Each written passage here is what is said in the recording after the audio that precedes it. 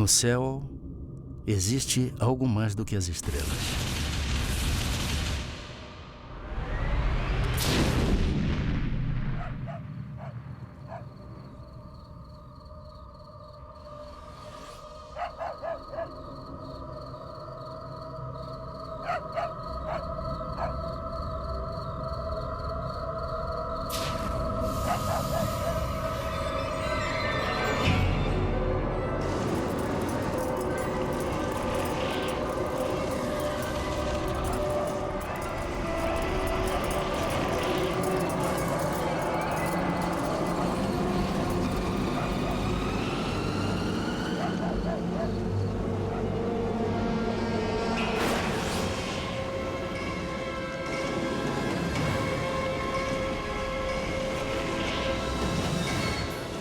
Eles eram recebidos por um feixe de luz e que impedia que eles movimentassem qualquer parte do músculo, até para pedir socorro. E que, a partir daí, a dor se tornava insuportável e eles eram tomados de profunda fraqueza, como se eles estivessem sendo dopados. Outros moradores da região também veem a luz misteriosa e são atacados por ela. Correu uma vizinha. Eu, hein? Vou dormir aqui embaixo. Brisa lá em cima, essa cidade de mosquito. Ó, amanheceu, a gente pega o rumo, hein? Precisa chegar cedo em Alcântara. E aí, Zé? Vai dormir no cafofo? Vou arrumar meu campo por aqui. Precisando de um bom descanso hoje. Todo dia é cansativo. Esse foi. Amanhã, eu vou prender a âncora. Até amanhã. Vocês guardaram o peixe, gente? Eu guardei tudo, Guardaram? chefe. Olha lá, hein? Se ele acordar, me chama. Tu vai morrer, braço. Ai, eu tô quebrado.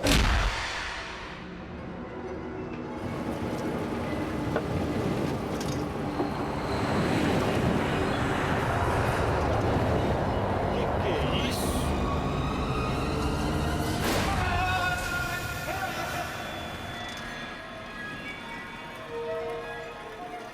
Um dos pescadores está morto.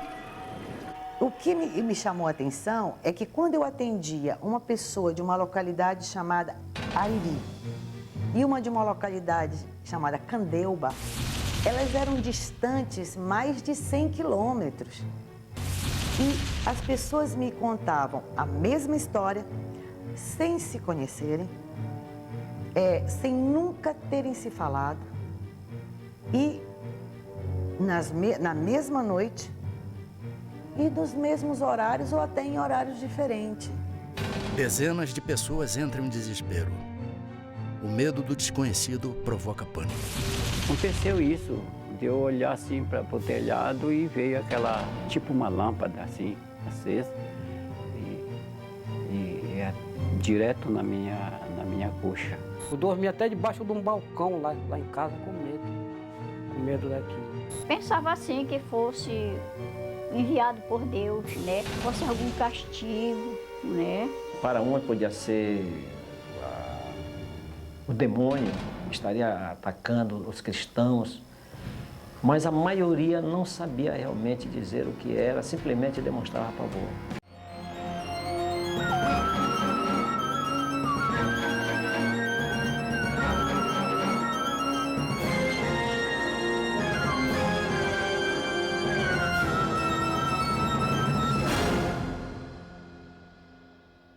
Boa noite. O Linha Direta Mistério continua a série de reportagens sobre fatos estranhos que desafiam especialistas e provocam medo. Hoje você vai conhecer uma impressionante história sobre discos voadores, numa região formada por 20 municípios, conhecida como Salgado, no litoral do Pará, no norte do Brasil.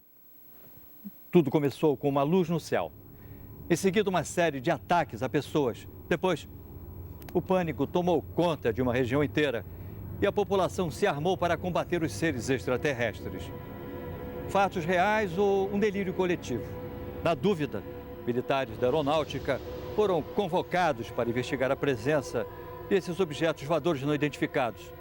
Durante 4 meses, foi realizada a mais importante e sigilosa investigação feita até hoje no Brasil, a chamada Operação Prato. O nome Prato é o termo internacionalmente usado pelos ufólogos para designar disco voador. A Operação Prato foi, até onde se sabe, pelo menos até hoje, a única ocasião confirmada, documentada, em que uma equipe de militares das Forças Armadas de um país esteve envolvido diretamente num processo de aproximação, identificação e possível contato com seres não terrestres, não humanos, procedentes de outros pontos do universo. A Operação Prato é um dos casos mais fantásticos que tem na ufologia brasileira. O comandante da missão secreta era este homem, o coronel da aeronáutica, o Irangê Holanda Lima, que na época era capitão. Ele guardou um segredo durante mais de 20 anos. Mas em 1997, o coronel Holanda decidiu falar. Ele apareceu no programa Fantástico da Rede Globo e logo depois deu uma entrevista impressionante à revista UFO, onde contou detalhes da Operação Prato. Vamos à entrevista, coronel? Pai, o material que o senhor pediu está tudo aqui. Olha, essa é minha filha Daniela. Tudo bom? Como vai? Minha enteada Ana Paula. Tudo bom? Eles são Marco e Ademar. Eles são ufólogos.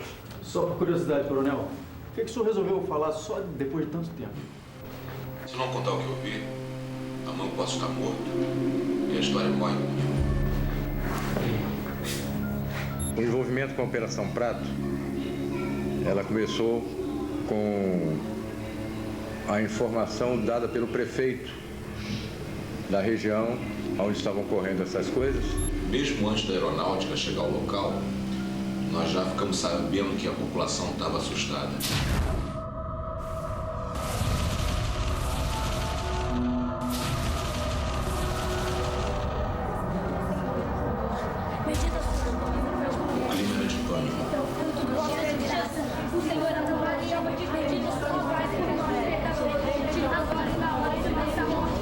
Se esses malditos chupa-chupa aparecerem, a gente acaba com eles. Ele que acaba com nós.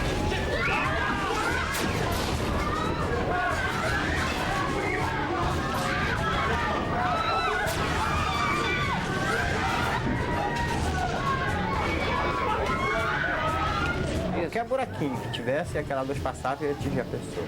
E a arma nossa aqui, ela sabe que é pau, pedra, uma espingardadinha carregada pela boca.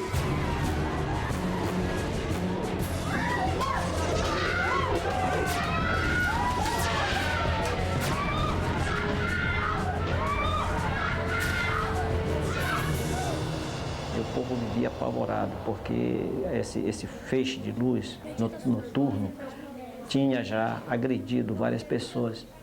A comunidade toda se amontoava em 3 casas apenas.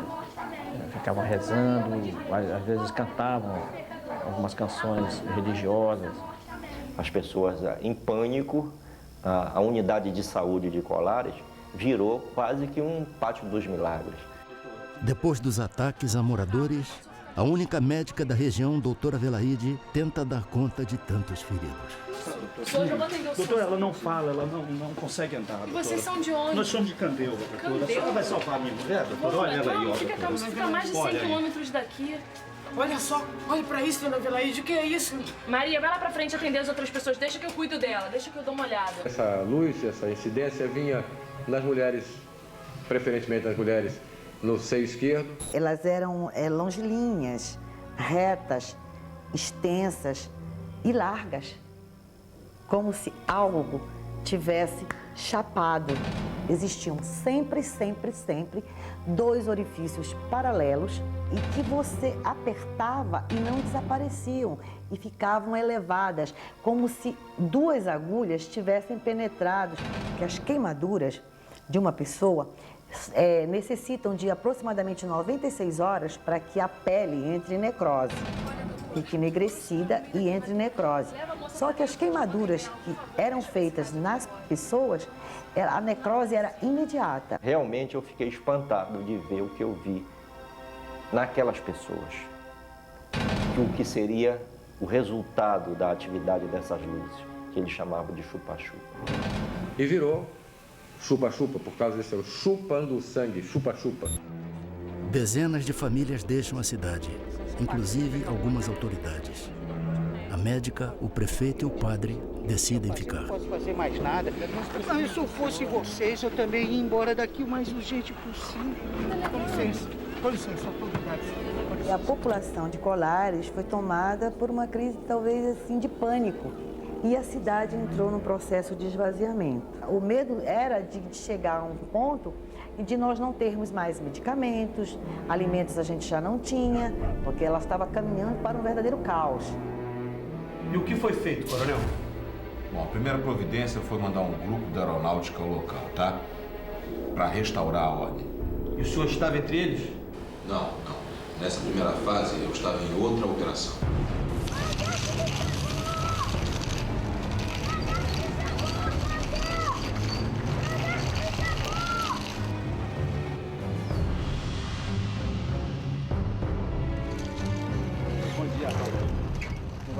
Tudo bem. Nós estamos aqui numa missão para aeronáutica. Graças a Deus que vocês chegaram. Sargento, as pessoas estão desesperadas. A senhora quem é? Ela é a doutora Velaide.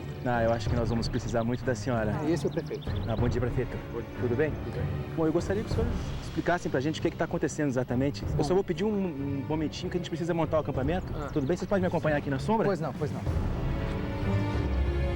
modo que algumas pessoas podem compartilhar, de repente, de uma situação emocional e essa situação emocional se propagar. Isso típico, por exemplo, é em casos de pânico dentro de um cinema, dentro de um supermercado, onde se avisa, de repente, que tem fogo, né? Então, as pessoas, de repente, saem correndo, umas passam por cima das outras, há mortes, etc. E, de repente, o supermercado ou o cinema nem estavam pegando fogo. Existem explicações científicas, existem vários fenômenos atmosféricos raros, mas interessantes, entendeu? Lampejos no céu, luzes estranhas, que sempre, não é de hoje isso, assustaram as pessoas, né? Mas eu acho também que quando você acredita em milagre, você vai ver milagre com muito mais facilidade do que se você for uma pessoa que não acreditar nos milagres. Se fosse realmente algo de alucinação ou histeria, a aeronáutica jamais iria destacar uma equipe tão grande para fazer esses tipos de observação. Segundo testemunhas, o primeiro posto de observação da aeronáutica foi montado aqui embaixo dessa árvore, na praia do Humaitá, na ilha de Colares, a cerca de 100 quilômetros de Belém. Essa região era considerada o ponto de maior incidência do fenômeno, onde as luzes que apareciam no céu atacavam em seguida as pessoas. Naquela época, os civis foram proibidos de frequentar a base militar montada pela aeronáutica. Eles instalaram metralhadoras, metralhadoras antiaéreas, de fogo antiaéreo. Durante semanas, os militares acompanham o aparecimento dos objetos luminosos. Sargento, vem, sargento, rápido! Vem. Olha lá! Pega a câmera, rápido! Vamos, soldado! Vai, filma isso! Tô filmando.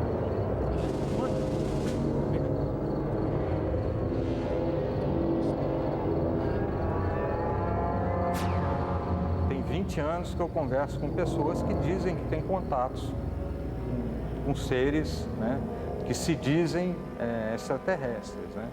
E a maioria dessas pessoas tem uma reputação que você não pode ir contra. Em algum desses sistemas, deve haver um planeta com as condições que propiciaram a vida na Terra. Então, isso eu acredito. Agora, o contacto é muito difícil, dadas as distâncias gigantescas. Você pode ir para um outro planeta, vamos dizer, a 50 anos-luz de distância daqui, né, e tem lá umas bactérias, uns protozoários, né, uns vírus de alguma forma, que não tem nada a ver com vida inteligente, né? Só o fato de você ter vida não significa que você venha a ter vida inteligente. Então, como é que o senhor se envolveu com a Operação Prato? Não se chamava Operação Prato. Esse nome fui eu que dei depois. Vamos combinar que, se a missão era secreta, Operação Disco Voador ia ser óbvio demais, né? Então, o senhor foi para a Amazônia e... Naquela época eu ainda era capitão. Eu chefiava o Paraçá, um serviço de resgate na selva. Eu tinha acabado de terminar um curso em Brasília e o comandante do primeiro Comar mandou me chamar. Segundo testemunhas, o relatório enviado pelos militares sobre o fenômeno das luzes impressiona o comando da aeronáutica. Capitão Holanda, o senhor acredita em discos voadores? Acredito no que eu posso ver, coronel. Objetos não identificados foram vistos nesta região. A maioria dos objetos apareceu aqui, ó, perto da ilha de Colares. É um povoado com muita fé, mas sem nenhuma instrução. A maioria são pescadores e lavradores. E como é que eles estão reagindo? A nossa equipe enviou esse relatório. Leia, por favor. E um analista psicológico que fazia parte da própria operação, ele chegou a redigir um relatório assinando embaixo o seguinte, que se aquele fenômeno não cessasse, ou se alguma coisa não fosse feita para preparar aquela população para conviver com aquele tipo de situação, ele temia que os mais fracos de espírito, essas são as palavras do próprio relatório, passassem a buscar a autoaniquilação, ou seja, um processo de suicídio em massa. É impressionante, coronel. Parece até filme de ficção científica daqueles que... Mas não é.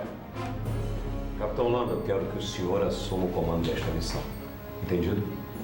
Dispensável. Sim, senhor. Durand Holanda era um cara bastante destemido, por isso até que ele foi escolhido. Ele tinha a noção muito clara de que objetos voadores não identificados existiam. Ele acreditava em vida em outros planetas e acreditava que os discos voadores realmente eram um fato legítimo. Mas ele não acreditava que os fenômenos que estavam acontecendo naquela região tivessem qualquer coisa a ver com discos voadores. O capitão Holanda chega à cidade. É a maioria aqui da região, capitão. E de algumas cidades próximas daqui.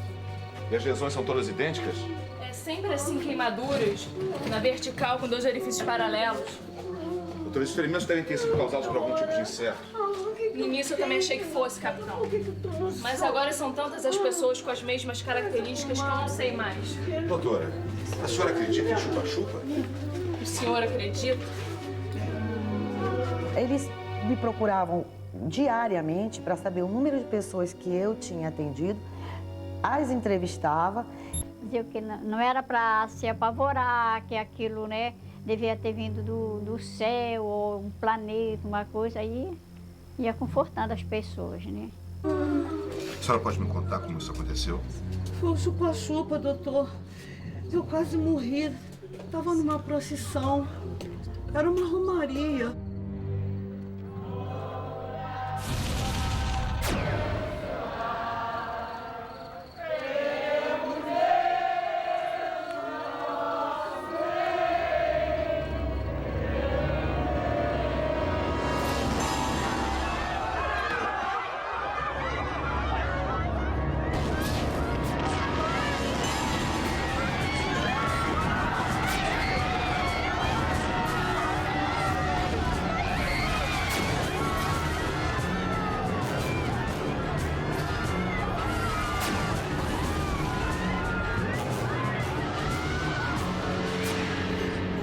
Chupa-chupa, moço. Doutor, me salva, me salva. Os sargentos que estavam na operação, eles brincavam muito comigo porque eu sempre dizia que não acreditava naquilo. Capitão! O que é isso, doutor? O povo acende fogueiras e grita pra se defender. Eles acham que assim estão espantando os discos voadores. Bobagem, não há nenhum disco voador. Olha, capitão, eu não estaria tão certo disso, hein? Eu só vou ficar convencido quando uma nave passar por cima da minha cabeça.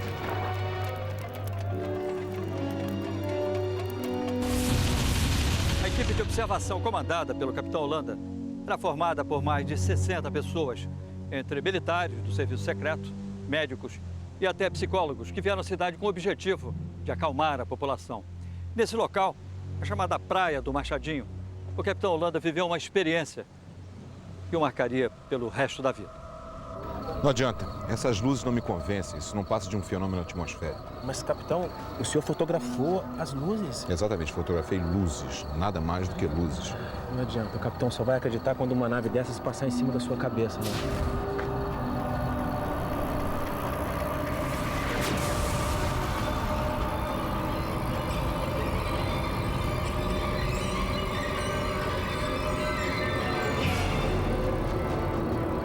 Estava em cima de nós um objeto muito grande, acredito que uns 30 metros de diâmetro. forma discoide preto.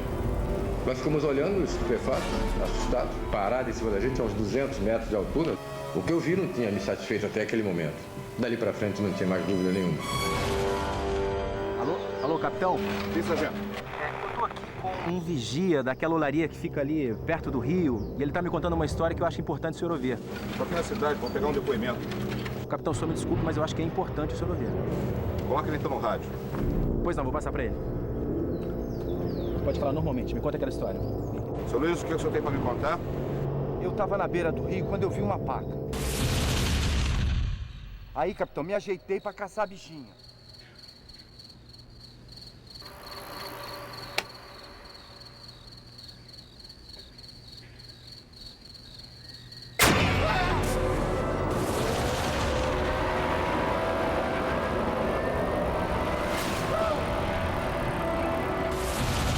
O senhor pode levar até o local onde o senhor viu essas luzes? Quê? E lá outra vez, capitão? Nós tivemos oportunidade de chegar a uma pessoa que tinha tido um avistamento impressionante. Os agentes entraram para tomar um café e comer uma bolacha, alguma coisa lá, antes de entrar no barco para a gente ir para a missão. E eu, como chefe da missão, não podia me dar essas mordomias. Eu fiquei olhando fora, vendo o ambiente.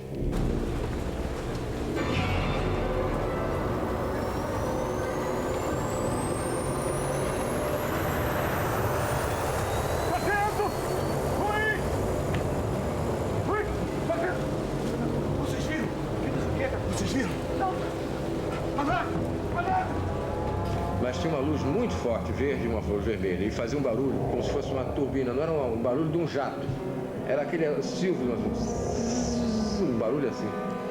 E ele mergulhou em cima de onde nós estávamos, na casa onde nós estávamos. Nenhum piloto faria uma coisa dessa, porque isso é morte certa. O capitão Holanda vai ao lugar onde o vigia teria visto o fenômeno e fica decepcionado. Foi neste local que o senhor avistou as luzes? Estou dizendo pro senhor, seu capitão, as luzes, aquela coisa surgiu de trás daquela idade. De repente veio aquele clarão em cima de mim. Eu vim correndo, porque eu me assustei e a luz passou em cima aqui de mim, uma luz vermelha. Olha, nós já estamos há mais de 3 horas aqui e nada acontece. Sargento, vamos embora. Seu Luiz, muito obrigado, vamos mudar.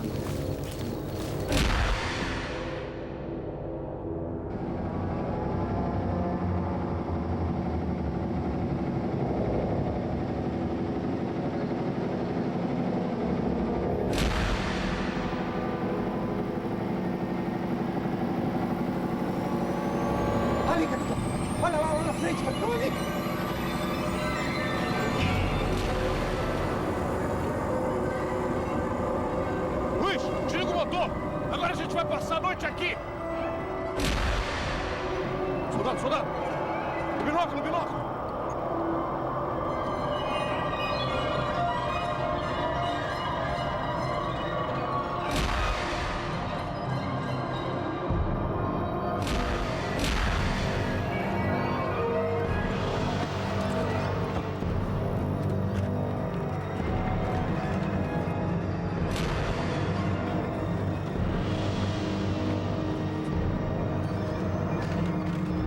Tivemos a oportunidade de filmar um objeto pairando e dela saindo umas luzes pequenas que nós chamávamos de desova. Mas voavam numa velocidade, entravam na mata, tiravam o rasante, coisas fantásticas. Brincavam conosco, a verdade é que eles brincavam conosco. Se eles chegassem até aqui, depois de tamanha viagem, tamanho custo, o menos que eu esperaria é que eles fiquem brincando.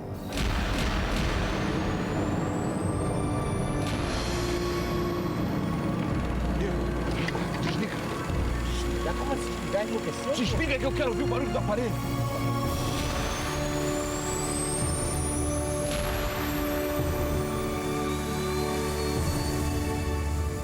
E ficou na nossa frente uma coisa assustadora, um objeto muito grande.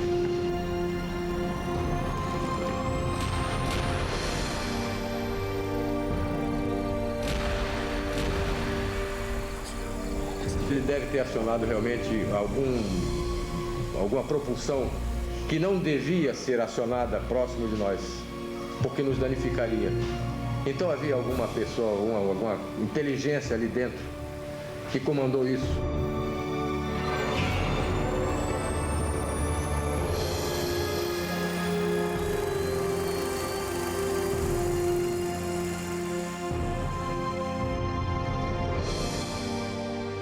e disparou com uma velocidade incrível para o firmamento e sumiu no meio das estrelas. Existem centenas de bilhões de outras galáxias, então eu sempre brinco que existe mais estrela no universo do que grão de areia na praia de Copacabana, sabe? Então você pega um punhado de grãos de areia e você fala, isso tudo aqui é estrela espalhada pelo universo, né? Só que até o momento não existe absolutamente nenhuma prova concreta de que nós fomos visitados por uma outra civilização inteligente. Aqui ficava o antigo centro de Colares, onde existiam apenas a prefeitura, 2 escolas, a igreja, além de um cartório e de um pequeno posto de saúde. Colares parecia uma cidade fantasma. A maioria dos seus moradores tinha fugido para o continente. As poucas pessoas que permaneceram na ilha ficavam trancadas dentro de casa, com muito medo. Quando nós estávamos chegando, tipo, uns 50 metros da minha casa, ela bateu em mim e apontou para cima. Eu tenho que pedir pro prefeito monitorar. Maria, o que foi? O que foi, Maria? O que está passando mal?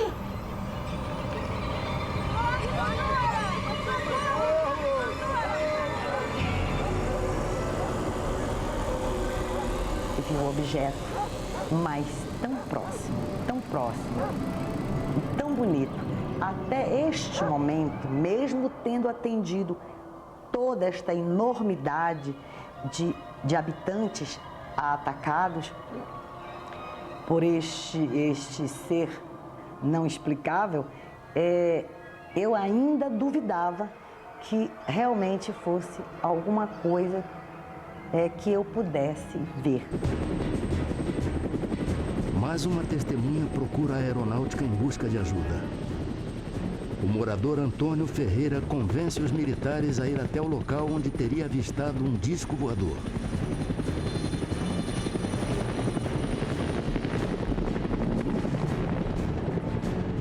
Ele vinha naquela direção. Ok, está indo já. Vamos lá, vamos nessa direção que ele está falando aí. É um voo rumo ao desconhecido. Ele vinha naquela direção. Já entendi, está indo pra lá. Aí na frente. O que é isso? De repente, uma surpresa. O que é isso? O que é isso? O que está acontecendo aqui? O que está acontecendo? A aproximação com a nave provoca uma pane no helicóptero, mas os militares conseguem retomar o controle do aparelho. E na hora o piloto explicou por que o helicóptero começou a descer? Ele explicou devido à nave que paralisou. A jet toda parou, só funcionou a hélice de cima. Nós viemos baixando. Quando ele viu que nós viemos se aproximando do chão, ele rodou e acionou essa alavanca e funcionou. Segundo os ufólogos, num relatório para a aeronáutica, o capitão Holanda se rende às evidências. Ele chega a desenhar as formas de vários objetos voadores não identificados e garante que eles sobrevoam os céus do norte do Brasil. Em torno de 9 formas, 9 ou mais, um pouco mais. Está tudo escrito, tudo desenhado, tudo fotografado no relatório. Fotografia, mais de 500. E filmes foram feitos 4. Um era da Força Aérea, da FAB. Não é um material cunhado por um ufólogo civil, alguém que seja um entusiasta disso. Não, isso foi cunhado, isso foi registrado à moda militar, com todo o rigor necessário.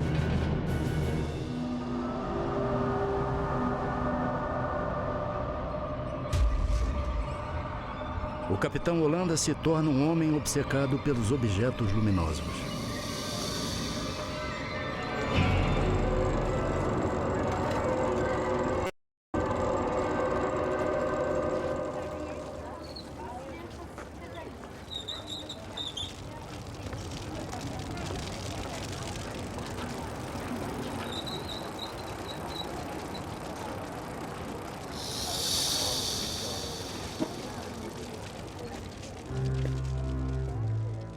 É difícil uma pessoa passar por tudo que ele passou sem ter se modificado interiormente profundamente.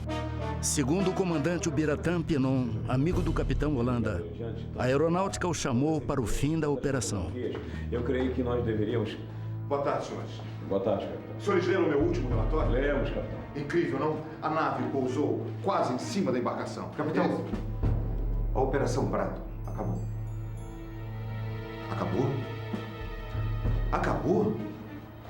Mas nós fizemos descobertas extraordinárias, brigadeiro. A aeronáutica não está mais interessada nesta operação. Tragam seus homens de volta. Nós já temos outra função para o senhor. Mas nós estamos prestes a fazer contato com os extraterrestres. A Operação Prato está oficialmente suspensa, capitão. Ouviu bem? Sim, senhor. Com licença. E o que é que a aeronáutica vai fazer com todas essas informações? Capitão, nada o impede de continuar investigando sozinho. É exatamente isso que eu vou fazer agora. Com licença. A FAP parou com 4 meses de operação, ela mandou parar. Aí nós continuamos. Eu continuei. Segundo testemunhas, em março de 1978, os fenômenos pararam de assombrar o litoral paraense.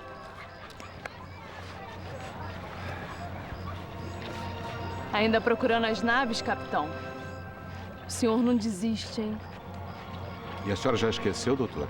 O que acontece é que eles nunca se afastaram daqui. Até hoje, eles continuam aparecendo. Acredito muito que eles estão entre nós, vivendo igual a nós, alguns deles, procurando uma maneira de nos conhecer melhor. Você não sabe se a pessoa que você está conversando é o alienígena ou não. Segundo revelou a amigos, o capitão Holanda, mesmo depois do fim da Operação Prato, continua a fazer novos contatos.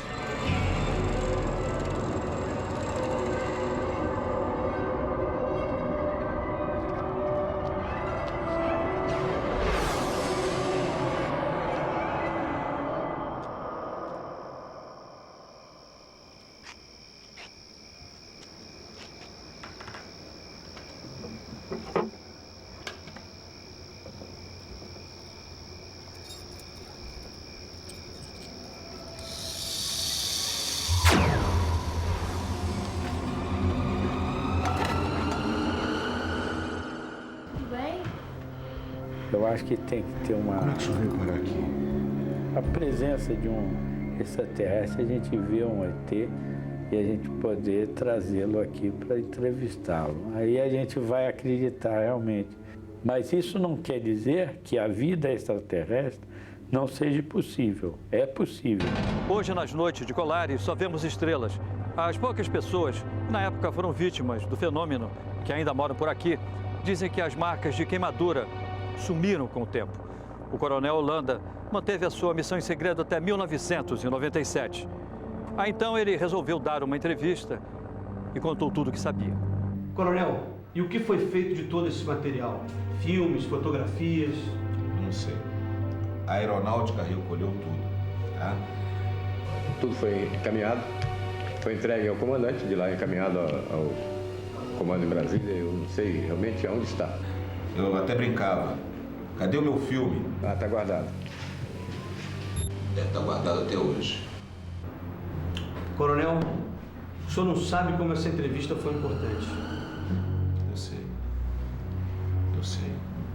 Os ufólogos costumam dizer que a aeronáutica tem arquivos secretos sobre extraterrestres, sobre objetos voadores não identificados. Existe mesmo isso? Não, esse é objeto de ficção. Na realidade, não existe isso. A Força Aérea tem até um documento dizendo como os seus militares devem reagir em caso de um possível contato. E como deve ser o contato com a imprensa. E a primeira coisa que se fala, ó, negue. Eu fiz parte da comissão sigilosa do governo brasileiro. O presidente era o brigadeiro José Vaz da Silva. A primeira pergunta que eu fiz a ele, mas por que o interesse dos militares pela ufologia? Ele disse, porque esse é um assunto de segurança nacional. E nós estamos interessados em conhecer da estratégia dos UFOs as intenções deles.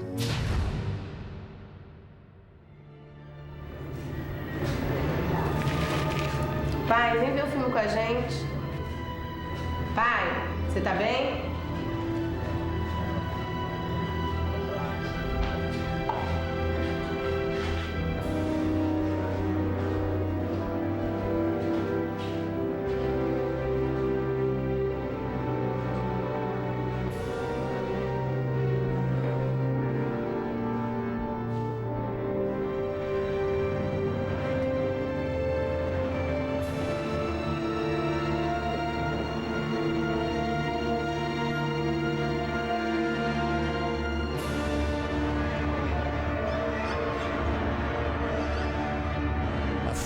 e a enteada chamam pelo pai.